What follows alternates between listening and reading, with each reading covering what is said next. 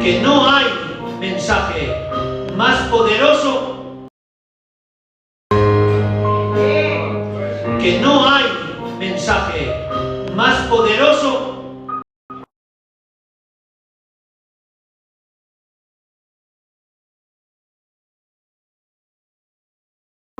es salvación y es poder de Dios. Por eso, hoy vamos a predicar de la cruz de Cristo y os voy a traer una palabrica que voy a hacer todo lo posible por explicarla lo mejor posible para que todos nosotros la entendamos, todos, y que todos salgamos edificados. Pero os voy a avisar de algo. Cuando se habla de Él,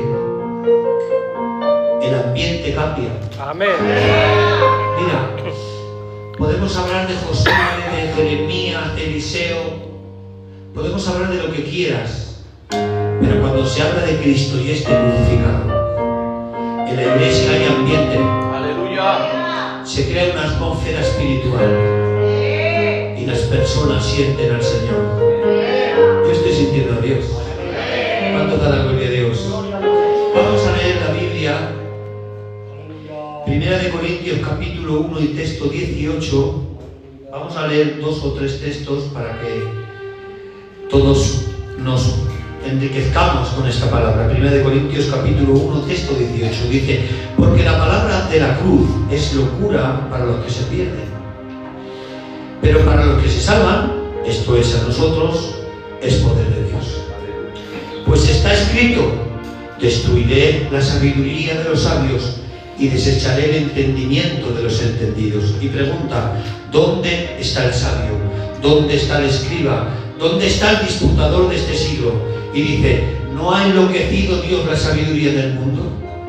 Pues ya que en la sabiduría de Dios el mundo no conoció a Dios mediante la sabiduría, agradó a Dios salvar a los creyentes por la locura de la predicación. Y dice: porque los judíos piden señales y los griegos buscan sabiduría, pero nosotros predicamos a Cristo crucificado, para los judíos ciertamente tropezadero y para los gentiles locura, mas para los llamados, así griegos como judíos o gitanos, Cristo es poder de Dios y sabiduría de Dios. ¿Le puede dar un aplauso al Señor en esta hora?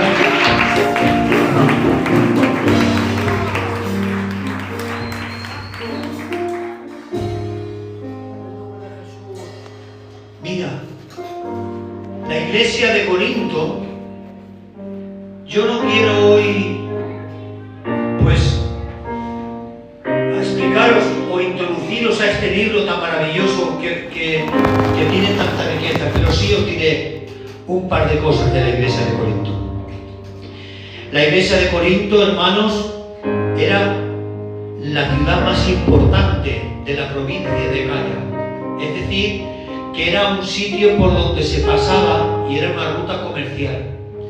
Era una ciudad rica porque tenía mucho comercio, pero aparte también había un templo a la diosa Afrodita, y esta diosa era la diosa del amor, de la belleza y de la fertilidad.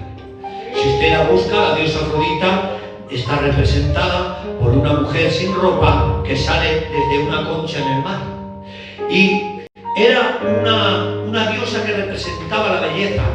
Y esta diosa, hermanos, tenía como 1000 sacerdotisas. Los griegos la llamaban hierédulas, que significaban estas mujeres, que de alguna manera, y perdonadme por esta frase que voy a decir, ellas negociaban y vendían su cuerpo. Y por eso, hermanos, mezclaban este negocio con lo sagrado y con las liturgias de aquel tiempo paganas. Tenemos que entender que había gente en Corinto que estaba acostumbrada a comer lo sacrificado a los ídolos, y Pablo tiene que hablar y decir: si comer yo de un ídolo sin saberlo te puede hacer a ti mal, pues no lo voy a comer delante de ti, porque hay personas que son débiles en la fe. Tanto, hermanos, que las sacerdotisas de Afrodita tenían la cabeza rapada. Y cuando tú lees esto y entiendes esto, puedes comprender por qué Pablo manda en la iglesia que las mujeres que tienen el pelo así, que se pongan un velo en la cabeza y las que tienen el cabello largo, el cabello les sirve de velo. Entendemos que había mujeres que tenían mala vida, que se habían convertido al Evangelio de Jesucristo. También entendemos que ellos hacían abusos de la cena del Señor, que se juntaban para cenar, Mario, no se juntaban para comer pan y vino solo, se juntaban para cenar comida, y algunos afrentaban a otros trayendo mejor comida que los otros. Incluso no se esperaban para cenar. Tanto es así que Pablo en el capítulo 11 tiene que regular la cena del Señor, y es más, nos la explica como si hubiese estado presente en la última cena con los apóstoles. Es Pablo el que habla de las trompetas sin ser revelado Apocalipsis. Es Pablo el que no sabe si en el cuerpo o fuera del cuerpo subía hasta el tercer cielo. Es ese Pablo que está un día predicando y se hace de noche. Pablo era más largo que nosotros. Está predicando, se hace de noche y alguien en la ventana está escuchándolo, se duerme y se cae y se mata. ¿Creéis que paró el mensaje? No. Fue donde estaba el que había fallecido, oró por él, resucitó y siguió predicando. ¡Aleluya! Es ese Pablo que con los paños de que se limpiaba el sudor, perdonadme, se lo daban a endemoniados y se liberaban. Es el Pablo que dice: tengo tanta revelación que ha sido dado en mi carne un aguijón para que no me suba el orgullo. Es ese Pablo que se encontró con el Cordero. Pero cuando ha llegado a Corinto, Mario ha dicho: me he propuesto no saber nada entre vosotros. Que yo diga que no sé nada es fácil, pero que lo diga el apóstol Pablo es algo muy grande. No sé nada. ¿Y qué es lo que sabes? Solamente quiero saber una cosa, y os vengo a enseñar una cosa, y no es otra que Cristo y este crucificado. Porque la palabra de la cruz es locura para los que se pierden, pero para los que se salvan, esto es a nosotros, es poder de Dios. ¿Por qué es una locura la cruz? Estoy completamente seguro que el pastor que tenéis os ha hablado del sacrificio de Cristo, porque es doctrina fundamental, es decir, que se necesita para salvarse. Amén. Pero tenemos que empezar por decir por qué la cruz es una locura. Pero es locura para los que se pierden. ¿Quién llevó a Jesús a la cruz? ¿Quién llevó a Jesús a la cruz? ¿Fue el diablo? ¿Fue Judas? ¿Fue Herodes? ¿Fueron los fariseos? La Biblia dice en Hechos capítulo 2 y texto 32 que Jesús fue entregado por Dios el Padre. En su anticipado conocimiento, Dios había decretado que Cristo iba a ser entregado a la cruz por el propio Padre. Por eso tu salvación estaba segura, porque tu salvación no estuvo en las manos de Judas, ni estuvo en las manos de Pilatos. Fue el Padre quien lo dijo y fue el Padre quien lo hizo. Siglos antes un padre se encontró ante un dilema: ser un buen padre o ser un buen creyente.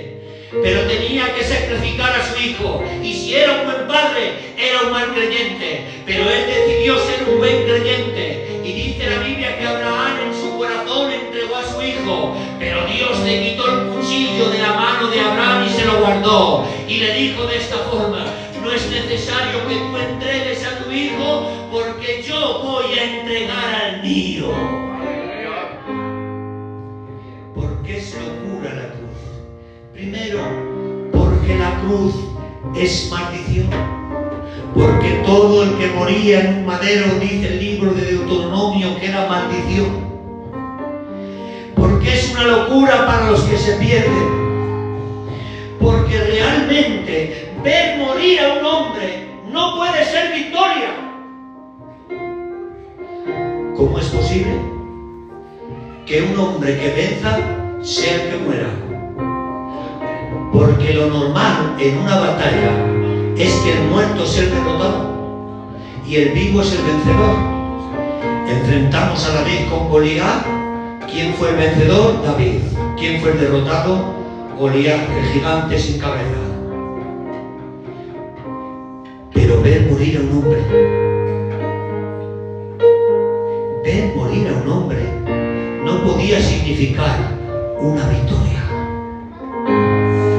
Por eso el mundo no entiende cómo el muerto da vida a los que estaban muertos. No entiende cómo alguien muriendo está venciendo. Porque ver morir a un hombre no puede ser una victoria. Y el mundo para ellos es una locura. Pero para nosotros, dice la Biblia, es poder de Dios. Amén. Yo pensaba que el poder de Dios, Mario, era dividir el mar rojo, o que el sol se detuviera, o que cayera maná del cielo.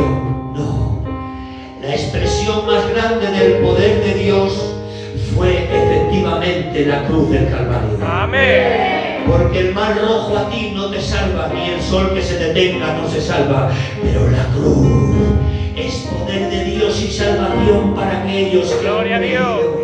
Hay un dicho que dice que uno vuelve a donde fue feliz, y esto es verdad, y yo he decidido volver a donde fui feliz verdaderamente, y este fue el lugar de aquel tormento, en la cruz del Calvario, porque cuando yo fui al Calvario nadie me acusaba, nadie me decía que era pecador, simplemente los brazos de Cristo me recogieron y entendí que el que estaba en el madero era el Hijo de Dios.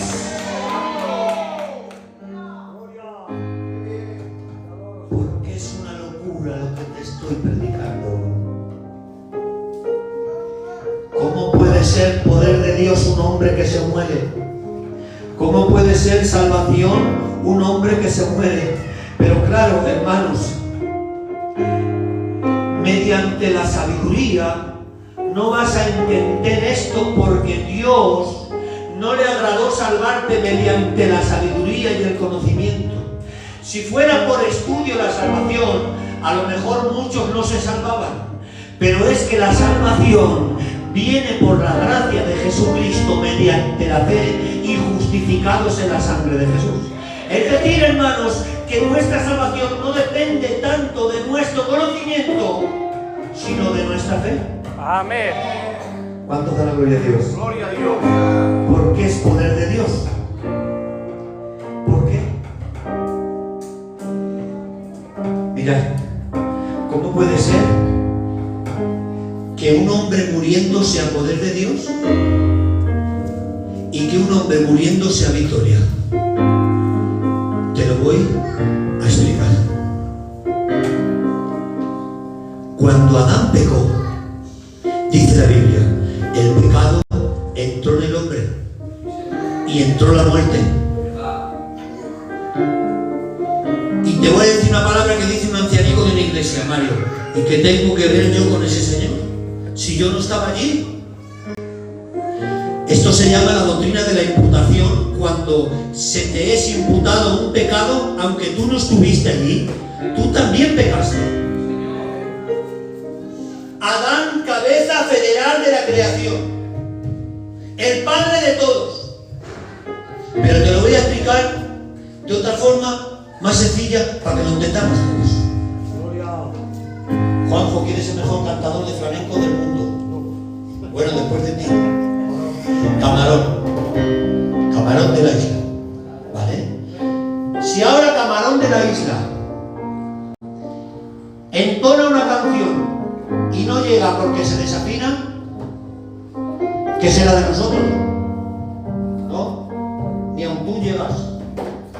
Si el mejor cantante de la historia no llega y se desafina, ¿qué será de nosotros? ¿Verdad? Pues esto es lo que pasó con Adán. El hombre con la moral más perfecta, imagen y semejanza de Dios, sin concupiscencia, hablaba con Dios como tú y yo, pues cayó. ¿Qué va a ser de nosotros? En un huerto edénico sin pecado, soy un árbol malo y tú rodeado de pecado. El mundo entero está bajo el maligno y con concupiscencia, deseo del pecado practicado. Es decir, que el pecado nos gusta. Y Satanás por ahí revoloteando. Si ese cayó, ¿por qué no vas a caer tú? Esto es la doctrina de la imputación. Sencillamente, que si el hombre más perfecto cayó, tú también vas a caer. Pero después vino otro hombre, dice Corintios. El primer hombre vino de la tierra terrenal, pero el segundo, que es el Señor, vino del cielo celestial. Él es el segundo Adán. Él es el que te justificó ante el Padre. Por eso cuando el Padre te mira, no te ve como Adán caído, te ve como Cristo levantado. Bendito sea el nombre del Señor.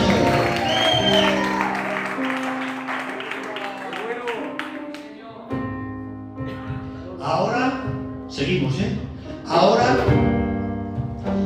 el pecado ha entrado y la muerte también. Es decir, que lo que estamos sufriendo, jóvenes, no es culpa de Dios, es culpa nuestra. Amén. Dios hizo un plan precioso, perfecto y eterno para que el hombre viviera con todas las comodidades. ¿Quién fue el que la mangó? Adán y Eva, nuestros abuelos.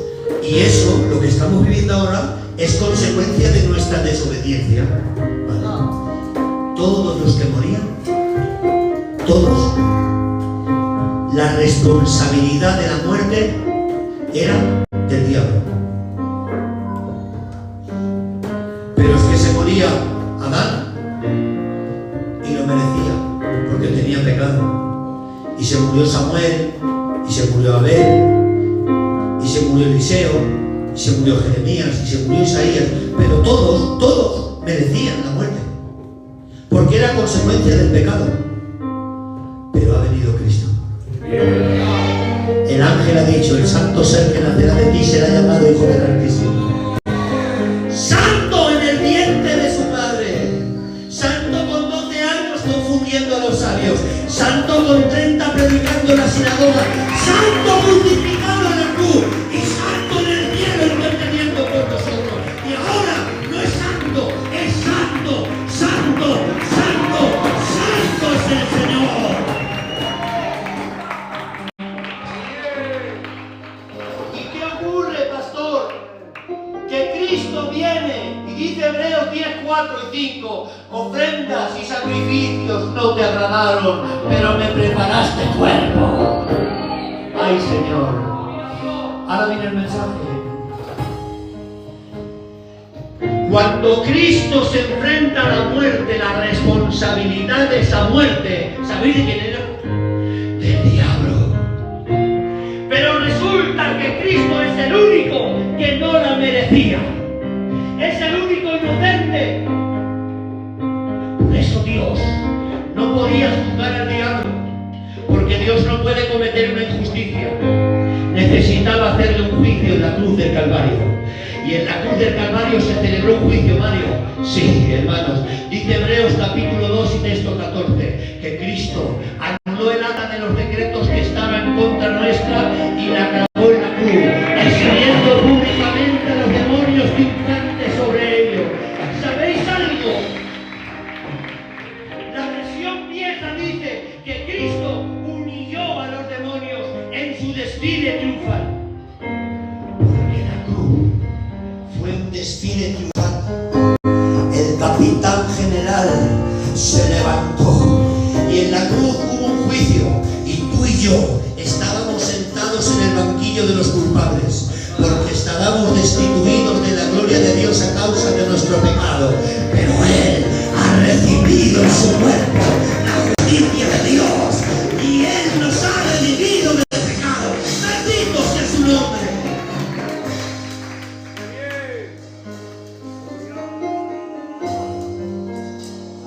Se hizo un juicio, anuló el acta de los decretos que nos llevaban al infierno y nos llevó. Y al diablo también le hizo un juicio por la muerte del primer inocente. Y a Satanás se le condenó al lago de azufre y fuego para toda la eternidad. Pero la iglesia de Jesucristo se la declaró inocente y y se abrieron las puertas que están en el cielo. ¿Sabéis qué dice el Salmo? Dice: alzaos vosotras puertas eternas. Y un ángel pregunta: ¿quién viene? ¿Quién viene? Si estas puertas solamente se abren para el Rey. Pero el ángel dice de esta manera: viene el Rey de gloria. Él ha abierto las puertas del cielo para que nosotros tengamos acceso a los lugares celestiales. ¡Bendito sea su nombre!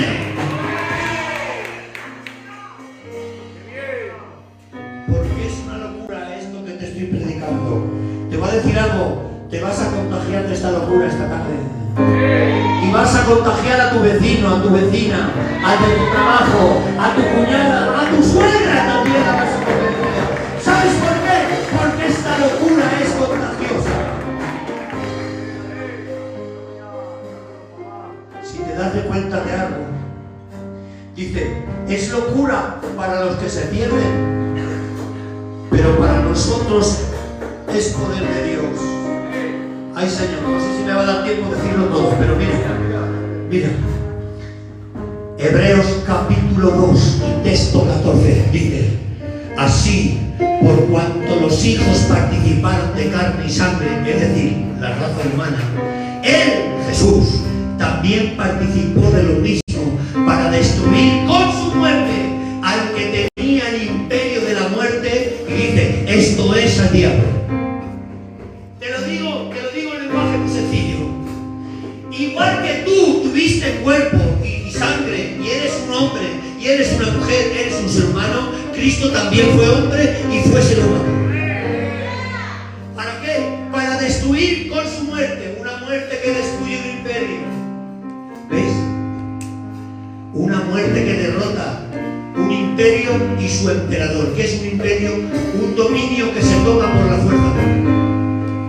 ¿Y qué hizo Satanás? En el huerto del Edén tomó el imperio con el engaño y la mentira. Y durante todo ese tiempo el imperio de la muerte reinó.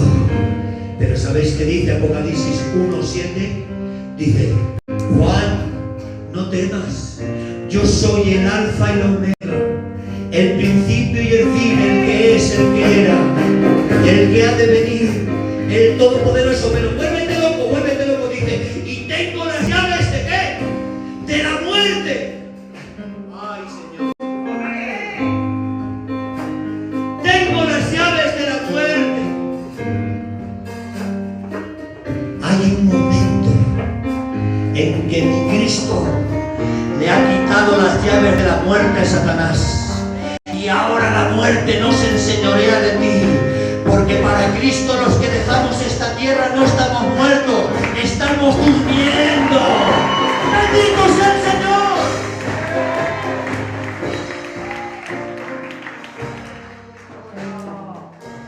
Porque es poder de Dios. ¿Ahora lo entendéis mejor? ¿Entendéis por qué la cruz es poder de Dios? Porque ha sido capaz de salvarte. Ha sido capaz de salvarme. Ha sido capaz de condenar al demonio, de cambiar el curso de la historia, de abrir las puertas del cielo. Y me encanta porque dice: ¿dónde está el sabio? ¿Dónde está el sabio? Y dice, ya verás,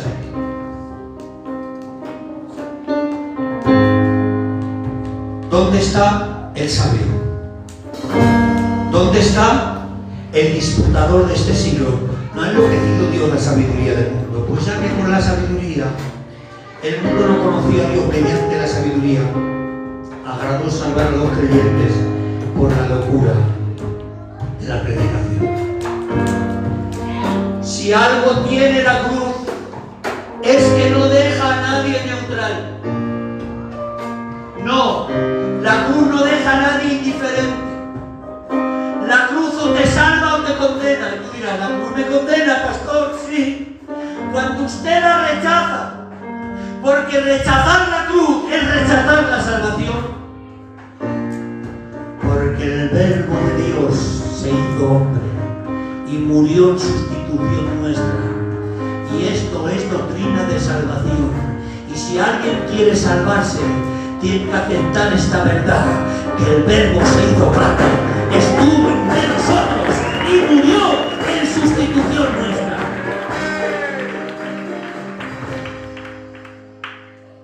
Yo le he llamado, pastor, esto la bancarrota intelectual. Se han arruinado los sabios. No han entendido como un hombre muriendo sea vencedor. No han entendido como un hombre débil era el mayor poder de Dios manifestado a los hombres. No han entendido que el Verbo se ha hecho carne y ha muerto en sustitución nuestra. ¿Me dejáis que diga algo? Me encanta este texto. Juan, capítulo 1 y texto 1 dice: en el principio era el Verbo.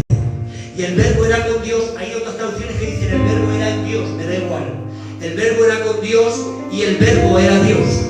Pero en el 14 me gusta, me gusta. Y quiero que te dice: y aquel Verbo se hizo carne. Está muy bien. Pero ahora lo que viene después dice: y vimos su gloria. Gloria como unigénito del Padre.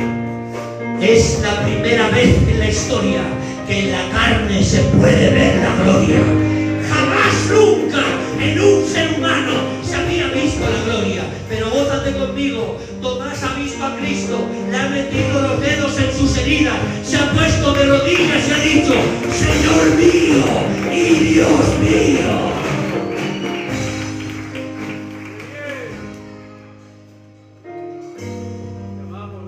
La bancarrota intelectual. Hay algo que los teólogos dicen, Mario, que yo no lo quiero tratar, que hablan del desamparo de Cristo en la cruz, que es un tema que me encanta, y yo siempre tengo la misma respuesta, sin entrar en ningún término teológico, que es que el Padre desamparó a su Hijo para ampararme a mí, sin más, para ampararme a mí. Pero hay una cosa que dicen, que es el paradigma invertido. El paradigma invertido significa que Dios usa lo débil y lo necio para avergonzar a lo fuerte. Esto es el paradigma invertido. Una piedra pequeñita ha bastado para derribar un gigante. Esto es lo que hace Dios. Mira, en el libro de Apocalipsis usted ve un dragón, una bestia que sale del mar, una bestia que sale de la tierra, la serpiente antigua, todo eso, ¿verdad? ¿Y qué pone Dios para vencerlo? Al dragón, a la bestia, a la otra bestia, a la serpiente antigua. ¿Qué es lo que pone Dios para vencerlo? Un cordero. Un cordero sacrificado. ¿Te das cuenta? Un corderico sacrificado se enfrenta a todas las bestias y a los dragones, a todo lo que pone en el Apocalipsis. Es lo que tiene, hermanos, la locura que te estoy predicando. Es que la salvación no es para la élite. Lo voy a volver a repetir. La salvación no es para la élite. Amén. La salvación es para los creyentes. Porque lo que verdaderamente salva es creer en esto que te estoy predicando. Que Cristo ha muerto por ti, que ha dado su vida, que le has costado la sangre al Cordero.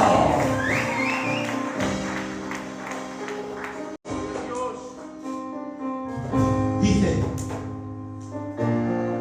porque agradó al Señor salvar a los creyentes por la locura de la predicación. Hermanos,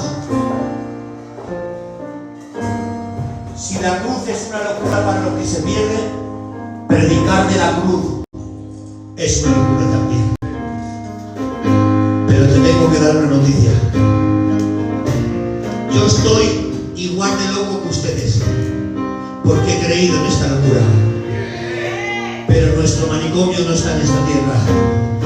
Nuestra ciudadanía se encuentra en el reino de los cielos. ¡Que rabien los demonios! Ellos se van a ir al infierno, pero para nosotros se ha abierto el cielo. Bendito sea su nombre. Es una locura. Porque es una locura, Mario, esto que te estoy predicando. Porque ahí fuera puede haber en el árbol y mañana te puede estar aquí predicando. Que hay alguien que puede estar en la cárcel destruido con ganas de suicidarse, pero mañana lo puedes tener aquí de rodillas orando. Esta es la locura que hoy te estoy predicando. Es que Dios puede hacerlo más grande con aquellos que se añaden. Bendito sea su nombre.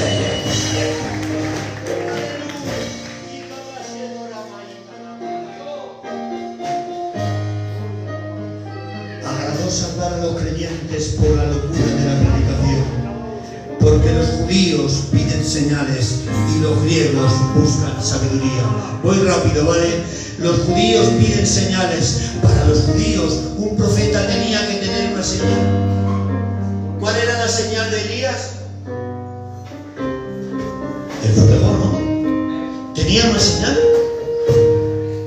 ¿Qué señal tienes tú de que eres profeta, Señor? Y Jesús dice de esta manera, escuchadme, le como su cara. No hay quien hable mejor que Cristo. Dice, esta generación incrédula y perversa pide una señal del cielo. ¿Y sabéis cuál le voy a dar? La señal del profeta Jonás. Y yo decía, no lo entiendo, Señor, ¿por qué? Si Jonás, ¿qué señal tenía? Claro, pero luego he oído al Señor decir esto. Igual que Jonás estuvo en el vientre del gran pez 3 días y 3 noches, así también el Hijo del Hombre estará en el corazón de la tierra 3 días y 3 noches. ¿Cuál era la señal que les quería decir el Señor? Destruir este templo y en 3 días lo levantaré. No os voy a dar fuego como Elías, no. Os voy a dar la señal del profeta Jonás, que aunque yo voy a entregar mi vida en la cruz y morir por vosotros, al 3er día me levantaré.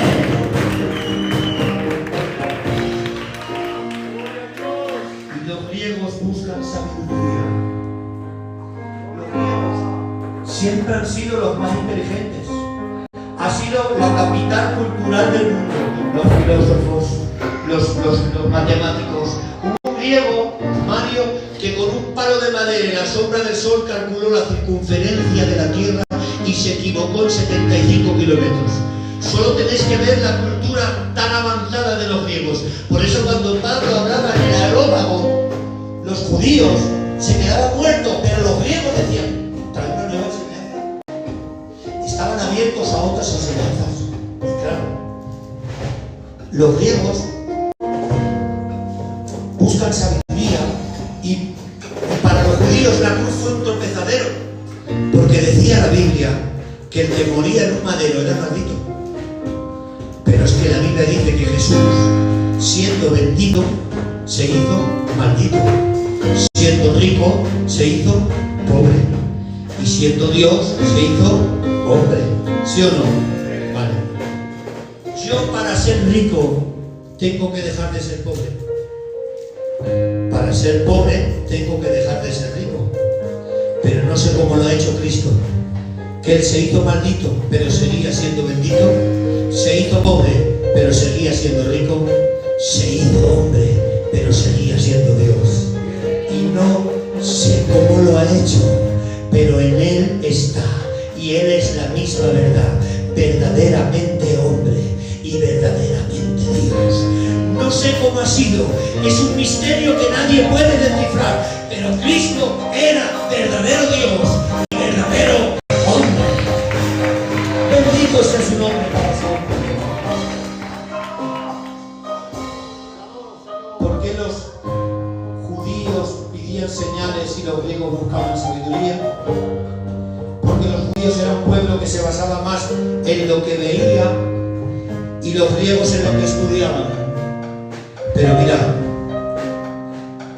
los griegos en el tiempo de Jesús hubo un hombre que se levantó diciendo que Jesús no era verdaderamente un hombre, que era la simulación de un hombre. Y hubo un hombre que era griego que se llamaba Docetas y hizo una doctrina que se llama docetismo, que es una herejía. Y el docetismo viene de ilusión, simulación. Cristo tenía apariencia de hombre, pero no era un hombre. Era un ser fantasmal. Esto venía, hermanos, del gnosticismo. en su faceta del dualismo, que decía que el espíritu es puro y limpio, pero la carne está depravada. Entonces Cristo, el verbo, el espíritu, no se podía hacer carne, porque si se hubiera hecho carne, se hubiera depravado. Pero Pablo dice en Colosenses capítulo 2 y texto 9, porque en él habita toda la plenitud de la vida corporalmente. Lo remata muy bien, corporalmente. Ahora unos griegos, Mario, vienen a buscar a Jesús. Señor, hay unos griegos que te buscan. Y Jesús responde de esta manera. Decirle esto: si un grano de trigo no cae al suelo y muere, no tiene fruto. Los discípulos dicen: ¿se ha vuelto loco el maestro? No, estaba refutando la doctrina herética de los docetas. Él estaba diciendo: si yo no caigo al suelo y muero, no tengo fruto. Y para morir necesito ser un ser humano. Por eso los griegos no entendieron la cruz. Los judíos no entendieron la cruz. Pero termino con esto, dice: pero para los llamados, ¿cuántos son los llamados? A ver, ¿cuántos? Así judíos como griegos o gitanos, Cristo es poder de Dios y sabiduría de Dios. No tiene mejor forma de terminar el apóstol Pablo que esta: Cristo, poder de Dios, y ¿qué? Sabiduría de Dios. Pero no has dicho que has enloquecido la sabiduría. Sí, la sabiduría del mundo, no la sabiduría de Dios. Porque la sabiduría del mundo no conocía a Dios, pero Dios en su sabiduría hizo este plan tan perfecto. Porque decidme vosotros, ¿quién es capaz de hacer un plan tan perfecto desde antes de la eternidad? Porque dice la Biblia que Cristo fue crucificado antes de la fundación del mundo. Antes de que cayeras, Dios te dijo que te ibas a salvar. Antes de que tú dieras, Dios había dicho que te iba a rescatar. Bendito sea su nombre.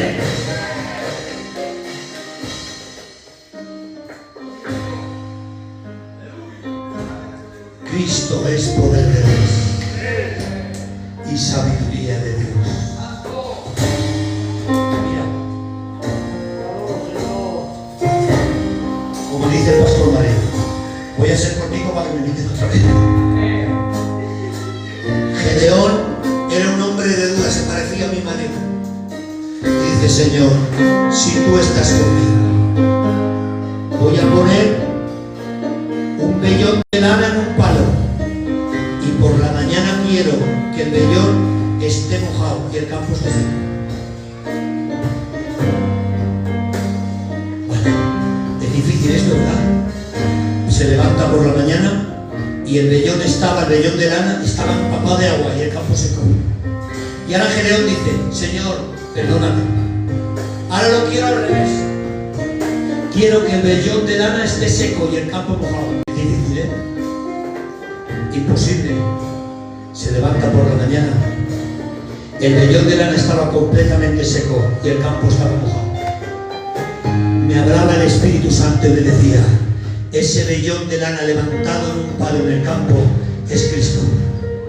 En él estaba la vida y la vida de los hombres, pero se secó en su vigor. Ciertamente Cristo murió como muere cualquiera de nosotros, y nosotros, campo seco alrededor de él, hemos recibido la vida. Es importante que este muerto nos ha dado vida a nosotros en el nombre de Jesús.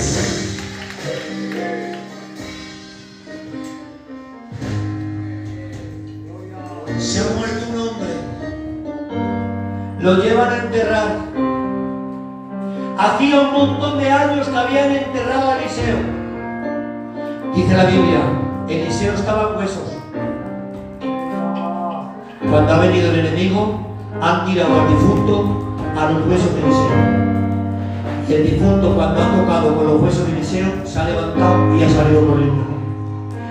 Un muerto que dio vida. Jesucristo es el vivo que muerto dio vida a los que estábamos muertos. Lo vuelvo a repetir: Jesucristo es el vivo que muerto dio vida a los que estábamos muertos. Alégrate, iglesia. Cristo ha muerto por nosotros. Cierra tus ojos en esta hora. El Señor está